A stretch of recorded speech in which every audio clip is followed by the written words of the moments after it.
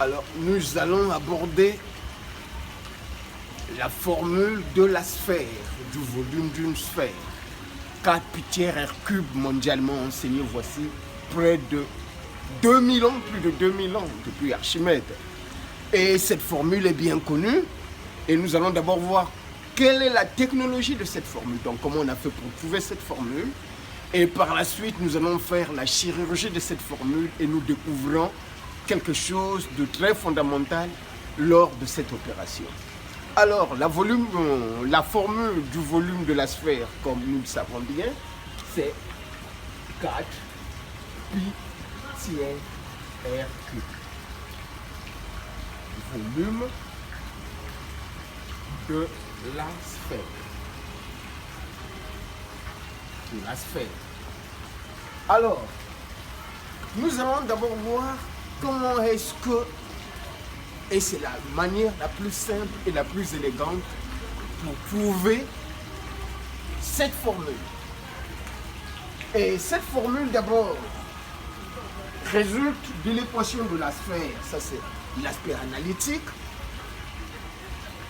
x carré plus y carré égale à r carré, c'est la formule du cercle.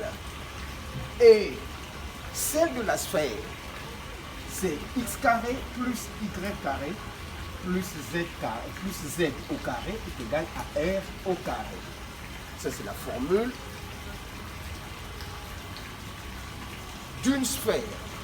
Et la formule la plus simple et la plus élégante utilisée pour trouver le volume, c'est la formule appelée disk formula ou formule du volume de révolution. C'est la formule suivante. V égale à pi, somme de A à B, f de x carré dx. Nous allons donc utiliser la formule du cercle. Pour trouver la formule du volume de la sphère en utilisant cette formule du volume de révolution appelée par les anglo-saxons disk formula. Alors, ici, lorsque nous passons, nous pouvons donc avoir, nous avons y est égal à la racine carrée de r carré moins x au carré. Appliquons donc cette formule disk formula et découvrons ce que ça va nous donner. Alors, c'est 4, 5. Alors, nous avons donc le volume égal à pi, somme. Et comme c'est une sphère, nous avons de moins r, f de x carré ici, y est égal à f de x. Et quand nous élevons donc y au carré ou f de x au carré, nous trouvons r carré moins x carré dx. Alors, c'est cette formule-là que nous allons développer, donc intégrer. Et nous pouvons voir que lorsque nous intégrons cette formule, on trouve 2 pi r cube moins 2 tiers de pi r cube. Ce qui donne, après calcul, 4 pi tiers r cube. Et voilà donc cette formule. Et on rappelle que ça c'est la formule la plus simple et la plus élégante pour trouver la formule du volume de la sphère. Maintenant nous allons passer à la phase suivante, sur la chirurgie ou la contre-expertise de cette formule et nous poser la question, cette formule est-elle réellement la formule du volume d'une sphère ou il s'agit d'une autre figure? C'est ce que nous allons voir dans la suite. Alors,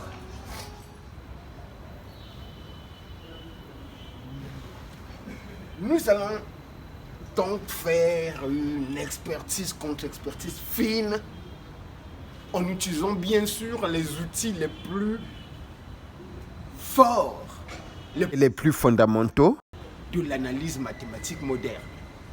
Alors, il s'agit du théorème fondamental de l'analyse. Et on analyse, bien sûr, et c'est connu depuis la première et la terminale scientifique, quand nous avons cette expression dx qui donne f de b moins f de a, f de x étant une fonction et a et b étant des bornes, cette expression, géométriquement parlant, représente l'aire délimitée par la fonction.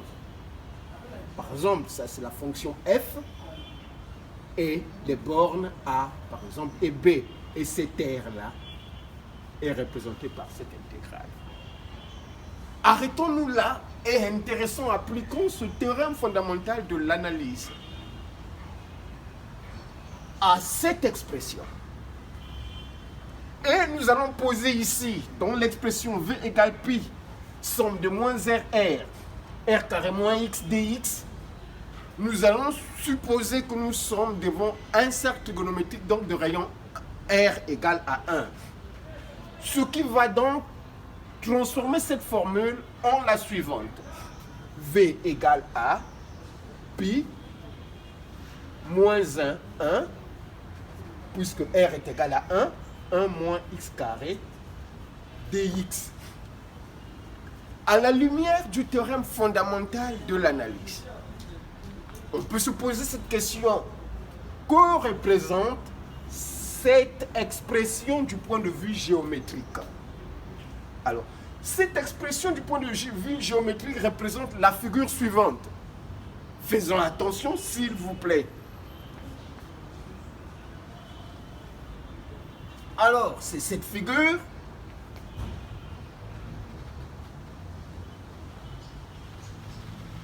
qui ressemble à celle-ci. Voici, nous avons moins r, moins 1. 1, donc je suppose que là c'est 1 et ici c'est 0. En fait, cette figure, bon, mal géométrisée, je peux dire, ne représente pas un demi-cercle.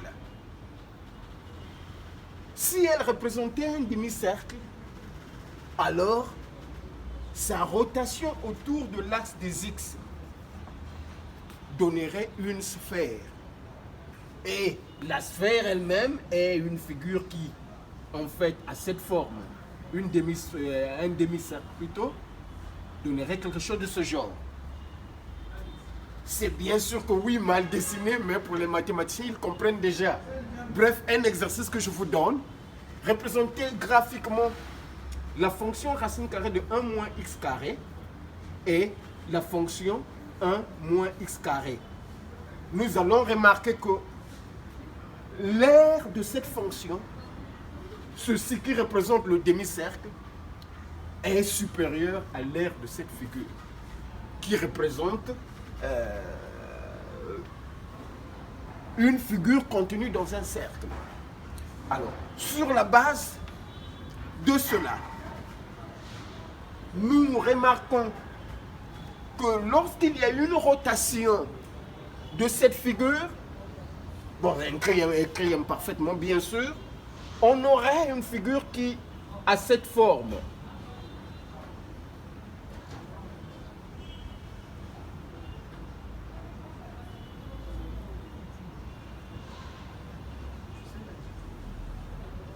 Excusez-moi, mais contenu dans une sphère.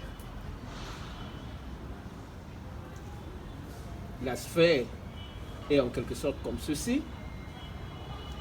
Alors, donc, dans le plan, la formule de la sphère qui doit obligatoirement être sur la base de l'expérience, la suivante. V égale à pi, somme de moins r, racine carrée de R carré moins X carré dx. Et c'est cette figure que nous allons donc, formule que nous allons développer qui remplace celle-ci